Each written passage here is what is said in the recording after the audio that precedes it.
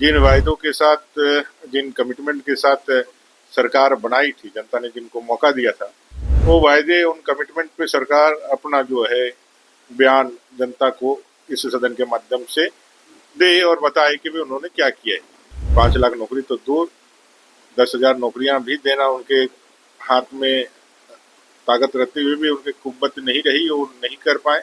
लेकिन सरकार ने जवाब देने के बदले लोकतंत्र की हत्या करते हुए 18 भारतीय जनता पार्टी के माननीय विधायकों को उन्होंने सस्पेंड। ये आदिवासियों की सरकार नहीं है, ये सिर्फ अपने वोट बैंक और तुष्टिकरण करने वाले बांग्लादेशी घुसपैठियों को कैसे हम एकत्रित रखे अपने वोट बैंक के रूप में। ये महाठग लोग हैं, ये झूठे लोग हैं, ये फरेबी लोग हैं, ये मायावी लोग हैं, ये कालनेमी जैसे लोग हैं। इनको माया आता है, ये सोचते हैं कि भाई कैसे भोली भाली जनता को हमको कुछ ना करते हुए भी कैसे उनका वोट हमको लेना है, एक ही दिन तो ठगना है 5 साल के लिए, तो फिर बल्ले बल्ले है। नमस्कार, दर्श न्यूज देख रहे हैं आप और मैं हूं आपके साथ दक्षा प्रिया।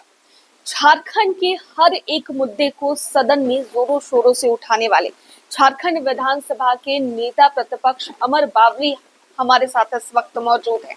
बता दें कि पिछले दिनों इन्होंने 24 घंटे से ज्यादा सदन में बिताया है। इस वक्त खास बातचीत के लिए हमारे साथ खुद मौजूद है। सर, सबसे पहले आपका स्वागत है दर्शक। सभी को जोहार, सभी को धन्यवाद। सर, पिछले दिनों सदन से तस्वीरें सामने आई, 24 घंटे से ज्यादा आपने सदन में बिताए, क्या कुछ कहिए? 5वीं जो विधानसभा है अपना झारखंड की, इसका आखिरी सत्र था। ये सरकार के 5 साल का हिसाब किताब हम लोग मांग रहे थे। सरकार ने जिन वायदों के साथ, जिन कमिटमेंट के साथ सरकार बनाई थी, जनता ने जिनको मौका दिया था, वो वायदे, उन कमिटमेंट पे सरकार अपना जो है बयान जनता को इस सदन के माध्यम से दे और बताए कि भी उन्होंने क्या किया है। एक बड़ा मुद्दा था युवाओं से जुड़ा हुआ, उनके रोजगार से जुड़ा हुआ, जिसमें 5 लाख बेरोजगारों को प्रति साल, प्रति वर्ष नौकरी देना, 5,000 7,000 बेरोजगारी का भत्ता देना, और स्थानीय और नियोजन नीति का भी उन्होंने घोषणा किया था कि हम अपने हिसाब से बनाएंगे।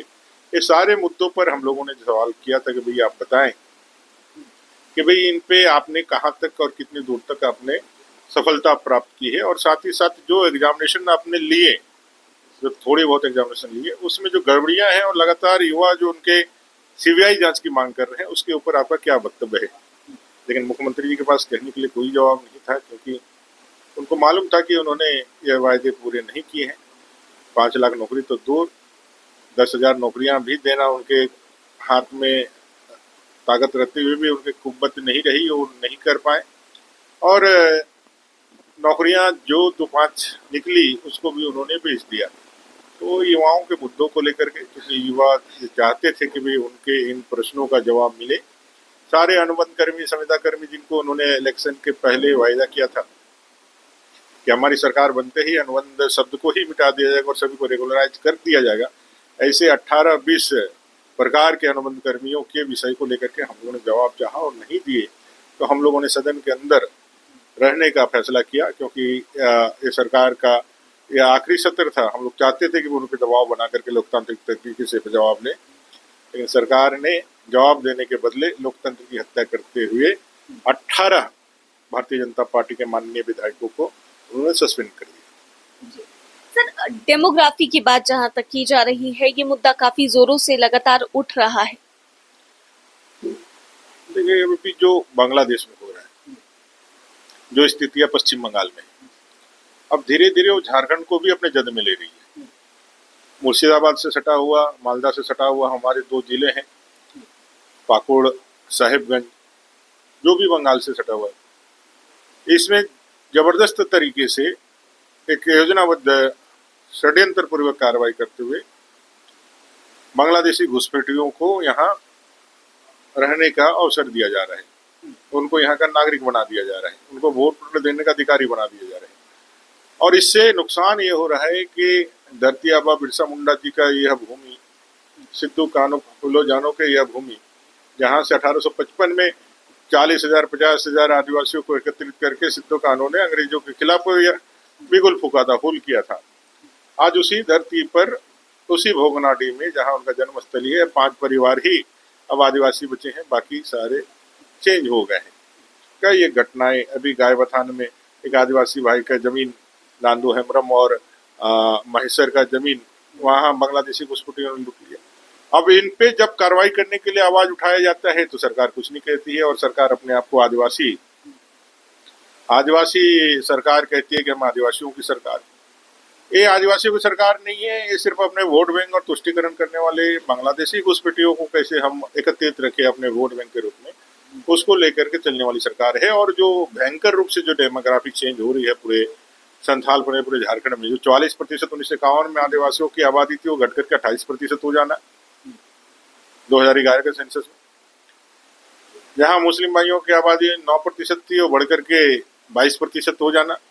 ये सारी चीजें दिखलाती है कि आने वाले समय में अगर यदि इसको ठीक नहीं किया गया, इस पे यदि हम ठीक से ध्यान पूर्वक अगर राज्य की सरकार कार्रवाई नहीं की, जैसा कि माननीय उच्च न्यायालय ने निर्देशित किया है कि भाई संथाल पुराना के डेमोग्राफी के चेंज से यहाँ के राष्ट्रीय सुरक्षा और संप्रभुता को खतरा है, तो आप इसको ठीक करें। राज्य की सरकार इसको एक पॉलिटिकल चश्मे से ना देखते हुए, इसको जब तक राज्य की अस्मिता और आदिवासियों की अस्मिता से जोड़ करके नहीं देखेंगे, तब तक यह मामला का समाधान नहीं होगा। ये भी एक लाइलाज बीमारी आसाम जैसे प्रदेश में जहां 42% तक उनका इन्फिल्ट्रेशन हो गया है, ये भी लाइलाज बीमारी की तरफ बढ़ जाएगा। अच्छा, लैंड जिहाद और लव जिहाद के भी मामले कई सारे अचानक से झारखंड में बढ़ते हुए नजर आ रहे हैं। ये चल रहा था धीरे धीरे, पहले से भी चल रहा था, क्योंकि एक योजनाबद्ध तरीके से उन लोगों ने एक लक्ष्य रखा है, उस लक्ष्य तक उनको पहुंचना है। उस लक्ष्य तक पहुंचने के लिए उनका सीधा एक्सेस का रास्ता है, वो हमारे भोले वाले मूलवासी आदिवासी लोग हैं। उनकी बहनों से शादी करना, उनकी जमीन को फिर उसके उपयोग में लाना, क्योंकि एसपीटी जैसे मजबूत कानून से हमारा, सीएनटी जैसे मजबूत कानून से हमारा जमीन सुरक्षित है। तो माताओं बहनों को बरकरार करके शादी कर लेना, शादी करना उनके धर्म में यह है कि भाई 1 2 3 जितनी भी आप शादी कर ले आपको इजाजत है, उसका वो लाभ लेकर के उनकी शादी करके उनके जमीन का उपभोग करते हैं। फिर आगे चल करके उनके जमीन और उनके पद प्रतिष्ठा सबका उपयोग करते हैं। तो झारखंड आज एक ऐसे संक्रमण के दौर से गुजर रहा है जहां हमारे अस्मिता के ऊपर प्रश्न चिन्ह है, और हमें एकत्रित होकर के पार्टी लाइन से ऊपर उठ करके हम सबको, चाहे वो झारखंड मुक्ति मोर्चा हो, चाहे कांग्रेस हो, चाहे हम सब तो कह ही रहे हैं, जो भी झारखंड में राजनीति करते हैं, सभी लोगों को इस बात की चिंता करना होगा कि भाई आदिवासी और आदिवासियत तभी बचेगी जब हम बचेंगे। अगर हमारा ये डेमोग्राफी ही चेंज हो जाएगा, ना हम बचेंगे ना हमारे ये चीजें बचेगी। 1947 का विभाजन हम लोगों ने नहीं देखा था। 1990 का कश्मीर का वह जो सबसे ज्यादा जो माइग्रेशन है कश्मीरी पंडितों का, वो हम लोगों ने उतना ध्यान से, उतना छोटे तो इतना नहीं ध्यान पे आया था। आज हम बांग्लादेश में तो देख रहे हैं कि बांग्लादेश में किस तरह से अल्पसंख्यक हिंदुओं को किस तरह से टारगेटेड करके नरसंहार किया जा रहा है, और तथाकथित जितने भी सेकुलर वर्ड का इस्तेमाल करने वाले राजनीतिक पार्टियां हैं, कांग्रेस सहित सभी दल, वो मुंह में दही जमा करके बैठे हुए हैं। दलितों पे जो अत्याचार हो रहा है, दलितों के इतने, महिलाओं के सबसे ज्यादा, आपको मालूम होना चाहिए, जो बांग्लादेश के अंदर हिंदू है सबसे ज्यादा दलित परिवार के लोग हैं, उनकी संख्या सबसे ज्यादा है। उनके मंदिरों को, उनके मठों को तोड़ा जा रहा है, उनकी बहु बेटियों के साथ जिस तरह का अत्याचार किया जा रहा है, जिस तरह से मार रहा है, लगता ही नहीं कि भाई एक मानव के साथ व्यवहार कर रहा है। ऐसा लगता है एक खूंखार जंगल का जानवर एक निरीह मनुष्य को, हिंदुओं को अपना वचन कर रहा है। तो ये एक बहुत खतरनाक एक दुनिया में हम लोग जा रहे हैं।